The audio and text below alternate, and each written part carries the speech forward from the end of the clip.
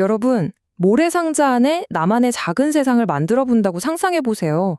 근데요, 이 단순해 보이는 놀이가 말로는 도저히 표현할 수 없는 우리 마음속 깊은 상처를 치유할 수 있다면 어떨까요?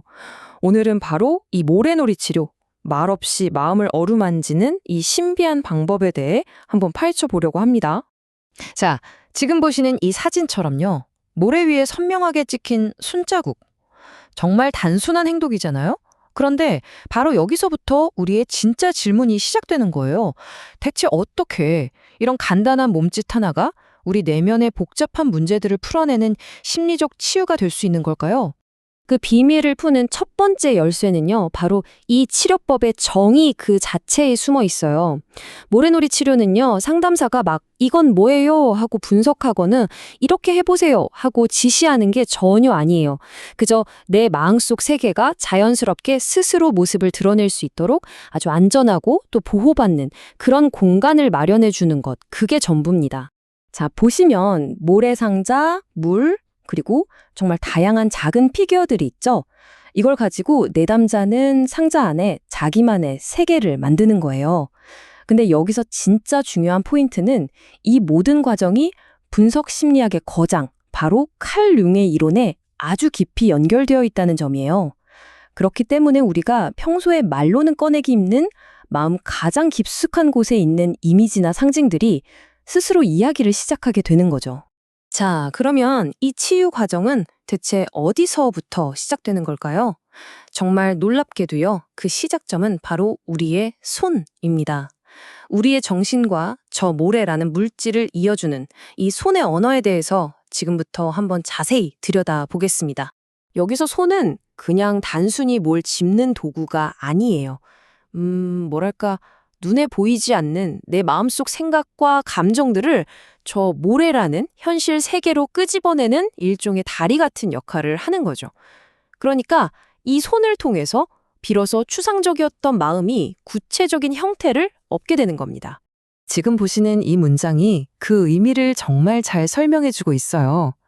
모래를 직접 만지고 손가락 사이로 스르르 흘려보내는 바로 그 감각. 그게 바로 꽁꽁 얼어붙어 있던 내면의 에너지가 다시 흐르기 시작했다는 아주 중요한 신호라는 거예요. 특히 정말 아무것도 하기 싫고 깊은 무력감에 빠져 있을 때 있잖아요.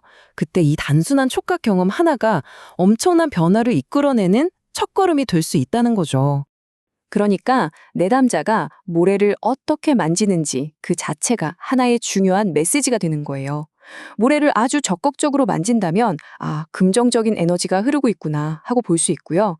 반대로 만지기를 꺼려 한다면 뭔가 에너지가 부족하거나 어쩌면 관계 맺기에 대한 두려움이 있을 수도 있겠구나 하고 짐작할 수 있죠. 그리고 아까 맨 처음 봤던 그 손바닥 자국, 그건 나 바로 지금 여기에 있어 라고 외치는 가장 원초적이면서도 힘있는 자기 선언인 셈입니다. 자, 이제 손의 이야기에서 시선을 옮겨서요. 그 손이 작품을 만들어내는 무대, 바로 이 모래상자 자체에 한번 집중해 볼게요. 이 네모난 상자가 그냥 모래를 담아두는 그릇, 그 이상이라는 거거든요. 사실 그냥 상자라고 생각하기 쉽잖아요. 그런데 과연 그게 전부일까요? 이 질문을 한번 따라가 보면요. 정말 깜짝 놀랄 만한 사실을 발견하게 됩니다. 모래상자는요, 하나의 소우주, 그러니까 작은 우주라고 불립니다.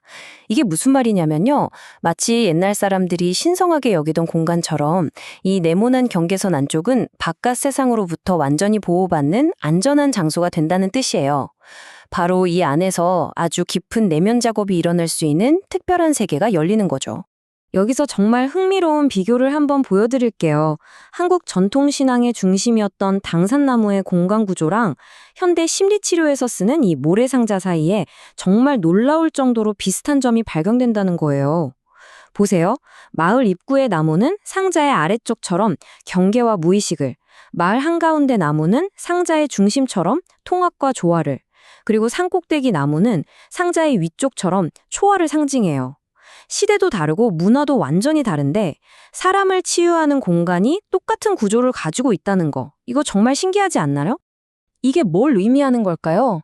결국 인간의 마음을 치유하는 공간에는 시대를 뛰어넘는 보편적인 원리가 있다는 거예요. 통합을 위한 중심, 안전을 지켜주는 경계, 그리고 성장을 향한 계층 구조. 이 세 가지 원리는 이미 우리 문화와 정신, 아주 깊숙한 곳에 각인되어 있는 셈이죠. 그런데 여기서 이런 생각이 들 수 있어요. 아니, 왜 이렇게 복잡하게 해요? 그냥 말로 하면 안 되나? 하고요. 좋은 질문이에요.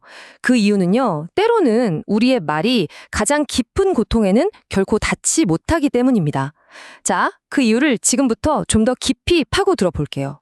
특히 트라우마처럼 한 사람을 완전히 압도해버리는 경험은요, 우리의 몸과 마음에 뭐랄까, 언어라는 틀로는 도저히 담을 수 없는 방식으로 새겨져 버려요. 이런 기억들은 그래서 무슨 일이 있었냐면요 하고 깔끔하게 이야기로 정리되질 않아요. 오히려 그런 시도 자체를 거부하고 심지어 몸과 마음의 연결고리를 뚝 끊어버리기도 하죠. 여기서 정신분석학자 자크 라캉의 개념을 좀 빌려와 볼게요. 라캉에 따르면 트라우마는 그냥 아주 나쁜 기억 정도가 아니에요. 이건 우리가 가진 언어나 상식으로는 도저히 이해할 수도 받아들일 수도 없는 어떤 압도적인 현실. 라캉은 이걸 실제계라고 불렀는데 바로 그 실제계와 딱 마주쳤을 때 우리 정신이 와르르 무너지는 경험이에요. 그러니까 세상을 이해하던 나만의 의미 시스템 자체가 완전히 붕괴되는 거죠. 그럼 그렇게 모든 게 무너져 내린 자리에서 우리는 어떻게 다시 살아갈 수 있을까요? 바로 여기서 라캉의 생톰이라는 아주 흥미로운 개념이 등장합니다. 생통은요, 도저히 견딜 수 없는 그 고통을 어떻게든 끌어안고 살아가기 위해서 우리 자신이 만들어내는 아주 독특하고 창의적인 해결책이에요.